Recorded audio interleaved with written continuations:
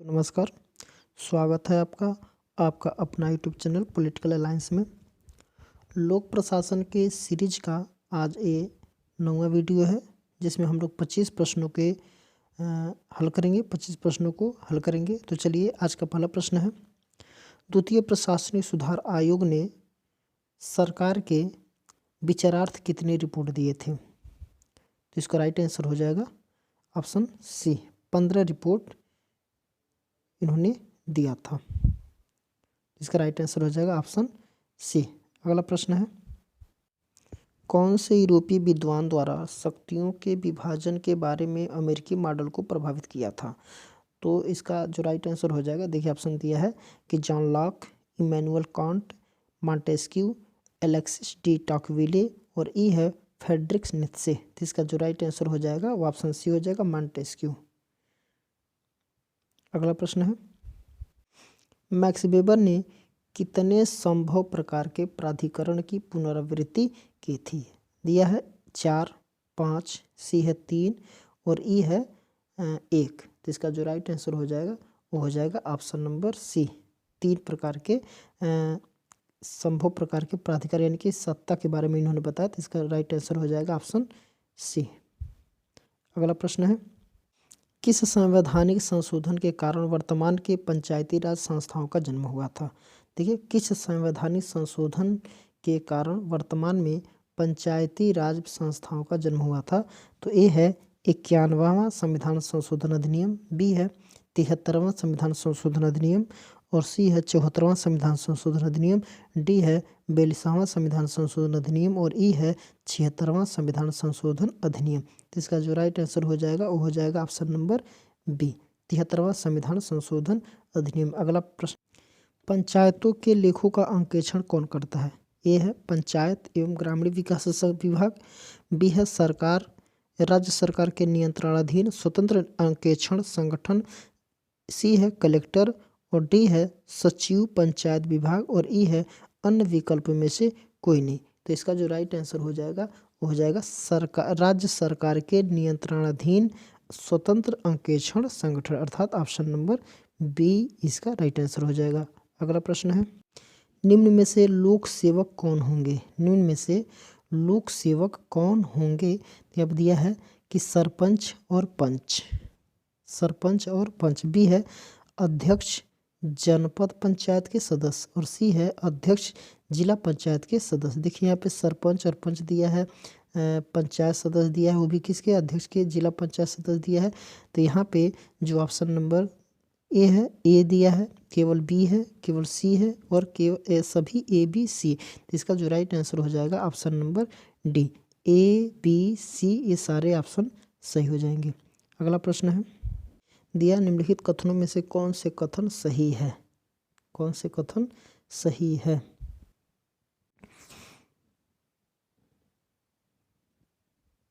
ठीक है, तो यहाँ दिया कि जिला पंचायत की एक सहकारिता और उद्योग समिति होती है। दूसरा दिया जनपद पंचायत में एक संचार और संकर्म समिति होती है। अगला है कि समिति के सदस्य मनोनीत किए जाते हैं। फिर है समिति में विशेषज्ञों को नामित किया जाता है। फिर 5वां है एक विधायक जो जिला पंचायत या जनपद पंचायत का पदेन सदस्य है, सभी समितियों का पदेन सदस्य होता है।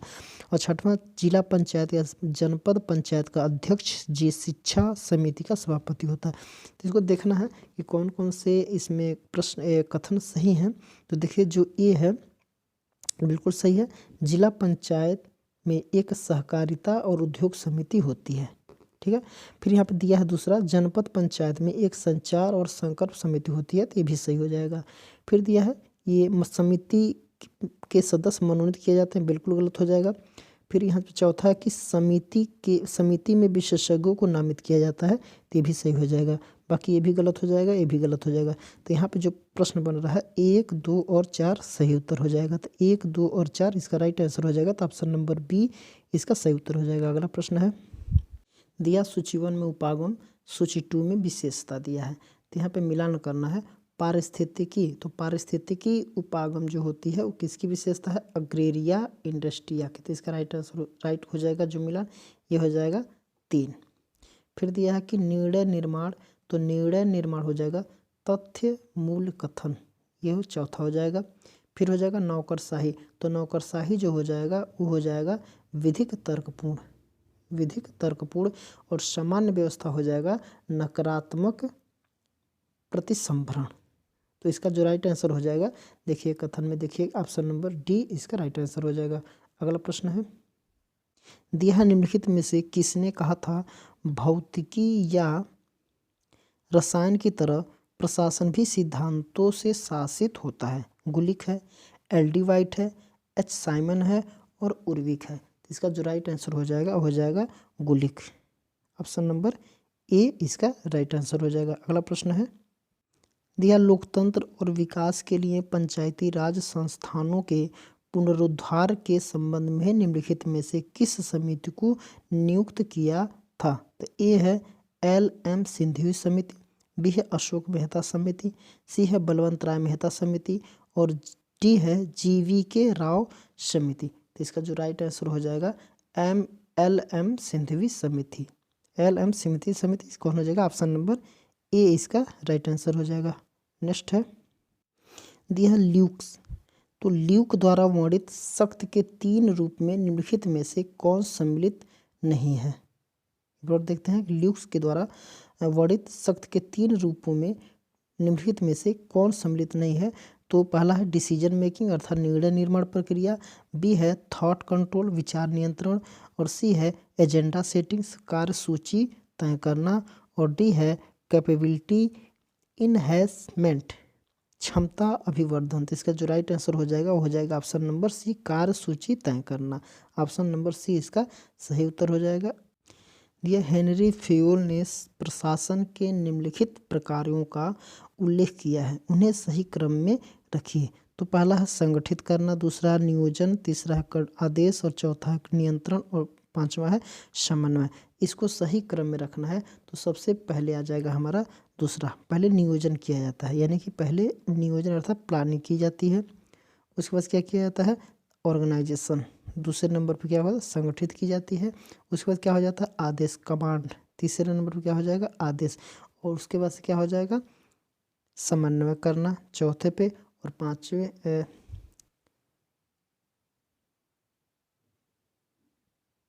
नंबर पर हो जाएगा कंट्रोल अर्थात नियंत्रण करना। तो इसका जो देखा जाए तो होगा 1 हो जाएगा इसका पहला 2 1 3 5 उसके बाद 4। इसका राइट आंसर हो जाएगा ऑप्शन नंबर सी।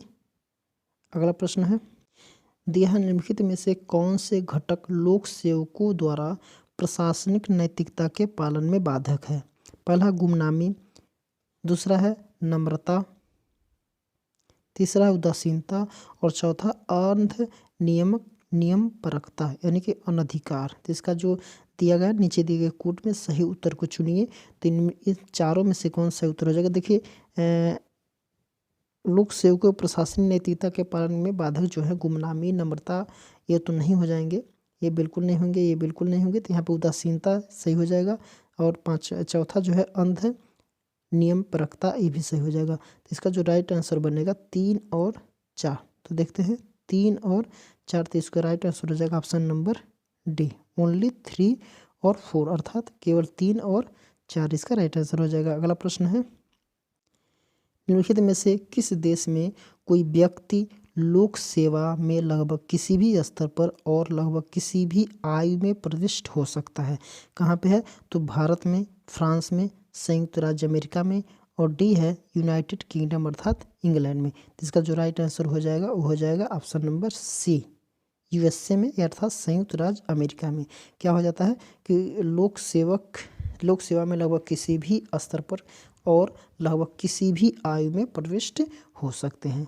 तो इसका राइट आंसर हो जाएगा संयुक्त राज्य अमेरिका में।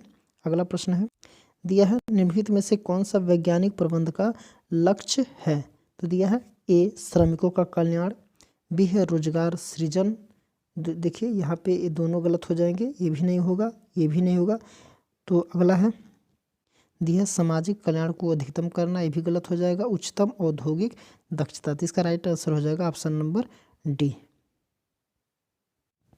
दिया है सूची 1 के साथ सूची 2 का मिलान कीजिए और नीचे दिए गए कोट से सही उत्तर का चयन कीजिए। तो सूची 1 है, सूची 2 है, इसको मिलान करना। एल्टन मेयो, एल्टन मेयो जो हो जाएगा वो हो जाएगा मानव संबंध उपागम, अर्थात ऑप्शन यहाँ पे 3 है। एल्टन मेयो का क्या हो जाएगा? मानव संबंध सिद्धांत। हेनरी फ्योल, हेनरी फ्योल हो जाएगा संगठन का शास्त्रीय सिद्धांत। निकोलस हेनरी, निकोलस हेनरी जो हो जाएगा नवलोक प्रबंध, नवलोक प्रबंध। और F.W. टेलर जो हो जाएगा वैज्ञानिक प्रबंध सिद्धांत। तो इसका देखिए जो इसका अब इसका मिलान करते हैं तो इसका उत्तर जो हो जाएगा वो हो जाएगा option number C, option C इसका राइट आंसर हो जाएगा। अर्थात ए का 3, बी का 1, सी का 4 और डी का 2 इसका राइट आंसर हो जाएगा। अगला प्रश्न है दिया उपनिवेशी शासन में निम्नलिखित में से नौकरशाही का कौन सा प्रकार पाया जाता है? ठीक है, तो यहाँ पर उपनिवेशी शासन में निम्नलिखित में से कौन से नौकरशाही का कौन सा प्रकार पाया जाता है? तो ए है दल राज्य नौकरशाही, बी है जाति नौकरशाही, सी है शासक प्रभुत्व नौकरशाही और डी है शासकीय नौकरशाही। तो इसका जो राइट आंसर हो जाएगा शासकीय नौकरशाही, ऑप्शन नंबर डी इसका राइट आंसर हो जाएगा।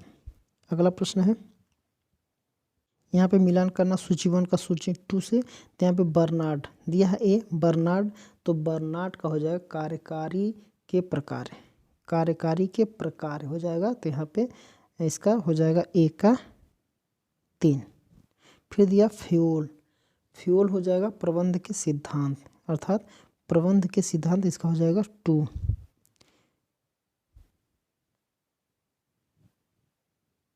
सॉरी इसका हो जाएगा बर्नार्ड का हो जाएगा 3। फिर फ्योल का हो जाएगा 2, फ्योल का हो जाएगा प्रबंध के सिद्धांत अर्थात 2। फिर गुलिक का हो जाएगा संगठन के आधार, गुलिक का क्या हो जाएगा? संगठन के आधार अर्थात 4। और टेरी का हो जाएगा प्रत्यायोजन, प्रत्यायोजन। तो इसका जो राइट आंसर बनेगा वो हो जाएगा हमारा ऑप्शन नंबर ए, इसका राइट आंसर हो जाएगा। ऑप्शन क्या हो जाएगा? ए इसका राइट आंसर हो जाएगा। अगला प्रश्न है दिया निम्नलिखित में से किसने प्रत्यायोजन की अवधारणा को संगठनात्मक प्रशासनिक सिद्धांत का मिथक मात्र माना है?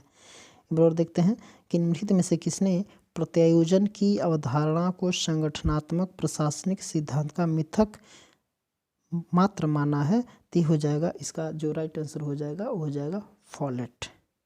क्या हो जाएगा? फॉलेट, अर्थात ऑप्शन नंबर बी इसका राइट आंसर हो जाएगा। अगला प्रश्न है दिया पंचायत की पदावधि के संबंध में निम्नलिखित कथनों पर विचार कीजिए। तो यहाँ पे पहला है पंचायत की पदावधि उसके निर्वाचन होने की तारीख से 5 वर्षों तक होनी चाहिए। फिर यदि यह पहले भंग हो जाती है तो चुनाव करके भंग होने के 6 माह के भीतर हो जाना चाहिए। तीसरा समय के पूर्व भंग होने पश्चात गठित किसी पंचायत को नए सिरे से 5 वर्षों का कार्यकाल दिया जाएगा। यदि किसी पंचायत की पदावधि 6 माह से कम की जाए तो चुनाव करना आवश्यक नहीं होगा। तो इसका जो कथन सही हो जाएगा यहाँ पे देखिए, दूसरा कथन सही हो जाएगा और चौथा कथन सही हो जाएगा। तो इसका जो राइट आंसर बनेगा वो हो जाएगा ऑप्शन, देखते हैं 2 और 4, अर्थात इसका सी ऑप्शन सही हो जाएगा, अर्थात केवल 2 और केवल 4 इसका राइट आंसर हो जाएगा। अगला प्रश्न है कि निम्नलिखित कथनों में से विकास प्रशासन के संबंध में कौन से सही है? तो देखिए यहाँ पर दिया कि यह विकास प्रशासन यह परिवर्तनमुखी है, बिल्कुल ये परिवर्तनमुखी है। दूसरा है इससे उद्देश्य सरल होता है, बिल्कुल नहीं। तीसरा है यह नैतिक एवं लचीला होती है, तो बिल्कुल सही हो जाएगा। यह नए लक्ष्यों या कार्यों से संबंधित होता है, तो ये भी सही हो जाएगा। तो इसका उत्तर जो हो जाएगा वो हो जाएगा ऑप्शन सी, अर्थात केवल 1, 3 और 4, ऑप्शन इसका सी हो जाएगा, केवल 1, 3 और 4। अगला प्रश्न है निम्नलिखित में से निर्णय करने का अबद्ध तार्किकता मॉडल किसने प्रतिपादित किया? Herbert Simon, Elton Mayo, D Osborne और एडवर्ड वीडनर। तो इसका जो राइट आंसर हो जाएगा वो हो जाएगा हर्बर्ट साइमन।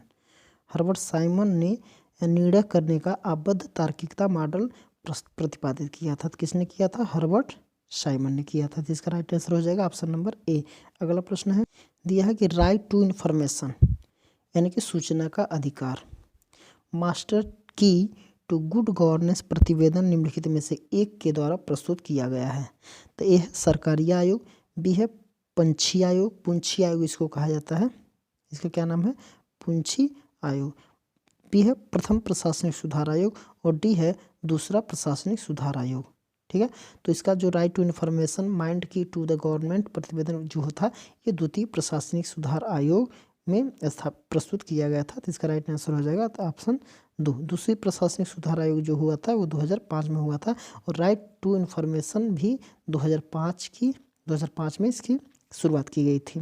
ठीक है, तो इसका राइट आंसर हो जाएगा द्वितीय प्रशासनिक सुधार आयोग, ऑप्शन नंबर डी इसका राइट आंसर हो जाएगा। अगला प्रश्न है, दिया है निम्नलिखित में से किस आयोग या समिति चिंतक भ्रष्टाचार के 27 रीतियों की पहचान की है? आयोग ने समिति चिंतक ने भ्रष्टाचार के 27 रीतियों की पहचान की है। तो यह कौटिल्य, बोहरा समिति, संथानम समिति, केंद्रीय सतर्कता आयोग। तो इसका उत्तर हो जाएगा केंद्रीय सतर्कता आयोग। इसका राइट आंसर केंद्रीय सतर्कता आयोग अर्थात ऑप्शन नंबर डी इसका राइट आंसर हो जाएगा। अगला प्रश्न है, यह दिया कि भारत, इस प्रश्न का, इस सीरीज का सेट का लास्ट प्रश्न है, भारत में संयुक्त परामर्शी तंत्र निम्नलिखित में से किसकी सिफारिश पर स्थापित किया गया है? तो किसकी सिफारिश पर स्थापित किया गया है? तो ये प्रथम वेतन आयोग, बिल्कुल नहीं। द्वितीय वेतन आयोग, ये सही हो जाएगा। और भी इसका ऑप्शन देखते हैं, दिया प्रथम प्रशासनिक सुधार आयोग, बिल्कुल नहीं, प्रथम प्रशासनिक सुधार आयोग में बिल्कुल नहीं। और डी है पाल एपलवी रिपोर्ट, तो ये भी नहीं। तो इसका जो राइट आंसर हो जाएगा वो हो जाएगा मात्र द्वितीय वेतन आयोग अर्थात ऑप्शन नंबर बी इसका राइट आंसर हो जाएगा। तो आज के लिए इतना ही, इसके आगे 25 प्रश्नों को हम लोग अगले वीडियो में देखेंगे। तो आज